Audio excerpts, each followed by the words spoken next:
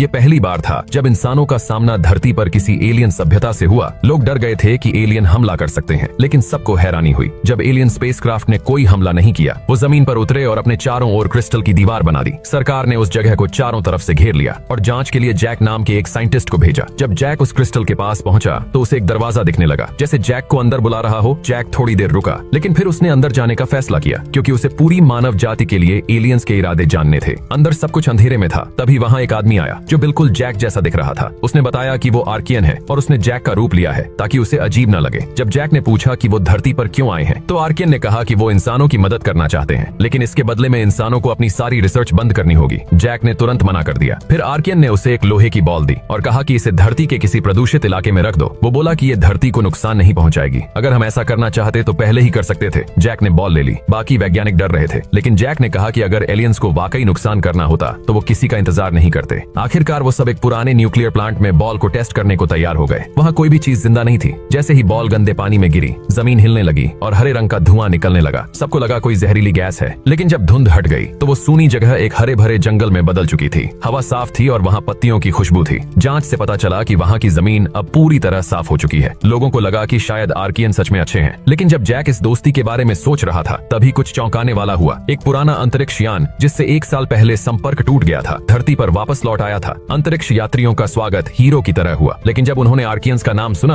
तो उनका चेहरा डर से पीला पड़ गया। उन्होंने बताया कि वो एक ऐसे ग्रह पर गए थे जहाँ ऐसा ही क्रिस्टल बना था, लेकिन वहाँ के सब लोग एलियंस में बदल चुके थे। ये आदमी हमेशा अपने बाएं हाथ से मुक्का मारता था, क्योंकि लोगों का मानना था कि अगर उसने कभी दाएं हाथ से वार किया तो सामने वाला सीधा स्वर्ग पहुंच जाएगा। लेकिन एक दिन उसकी मुलाकात एक ऐसे आदमी से हुई जिसके बाल घुंघराले थे। वो आदमी बहुत घमंडी था और उसने खुद को मरीन कॉर्प्स का पुराना सैनिक बताया। वो जैक को कभी गंभीरता से नहीं लेता था। दोनों ने अपने अपने विरोधियों को आसानी से हरा दिया। अब उनका मुकाबला आपस में होना तय था। चैंपियनशिप से पहले कोच ने घुंघराले बालों वाले को चेतावनी दी और कहा कि वो आज तक कभी हारा नहीं है, लेकिन उसने कोच की बातों पर ज्यादा ध्यान नहीं दिया और उसे सेना का एक टैटू दिखा दिया। मुकाबला शुरू हुआ। पहला हमला घुंघराले बालों वाले ने किया। उसने लगातार हल्के मुक्के मारे। जैक ने शुरू में सिर्फ बचाव किया, फिर अचानक उसने अपने बाएं हाथ से एक जोरदार मुक्का मारा, जिससे घुंघराले बालों वाला आदमी घुटनों के बल गिर गया। थोड़ा संभलने के बाद उसने चालाकी से जैक को उकसाया और जानबूझकर अपनी एक कमजोरी दिखाई ताकि जैक फिर से बाएं हाथ से हमला करे। जैसे ही जैक ने बाएं हाथ से वार किया, उसने तुरंत पलटवार किया। जैक गिर पड़ा और वो आदमी मुकाबला जीत गया। लेकिन ये सब सिर्फ उसकी कल्पना थी। असल में कहानी कुछ और ही थी। मैच के बाद कोच ने उसे सिर्फ टैक्सी का किराया दिया। तभी जैक आया और उसे खाना खाने के लिए बुलाया। बातचीत के दौरान पता चला कि घुंघराले बालों वाला आदमी, जिसका नाम जिमी था, एक रिटायर्ड स्पेशल फोर्स सैनिक है। वो जैक के साथ एक ही यूनिट में काम करता था और उसका सीनियर भी था। जिमी ने पूछा कि तुम हमेशा बाएं हाथ से क्यों लड़ते हो? क्या तुमने दाएं हाथ से लड़ना नहीं सीखा? जैक मुस्कुराया और बोला कि ये मैं तुम्हें नहीं बता सकता। इसके बाद वे दोनों अच्छे दोस्त बन गए। उसी